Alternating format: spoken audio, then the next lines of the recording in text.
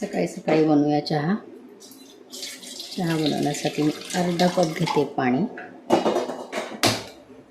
आपल्याला साखर किंवा गूळ चहामध्ये घालायचा नाही.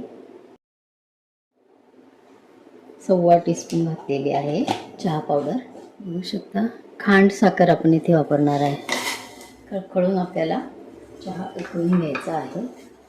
चहा खळखळून उकळलेला आहे. अर्धा कप घालायचे आपल्याला दूध. ज्यांचा चहा सुटत नसेल किंवा सकाळी सकाळी ज्यांना चहा प्यायची सवय असेलच त्यांनी रिफाईंड साखर किंवा गुळाचा वापर न करता खांड साखर जर वापरली तर ते अतिशय उत्तम आहे शरीरासाठी. पूर्वीपासून या साखरेचा वापर आपले पूर्वज करत आलेले आहेत. रिफाईंड साखर नाही आहे, अजिबात प्रोसेस या साखरेवर केलेली नाही आहे. असे हे मोठे मोठे खडे असतात.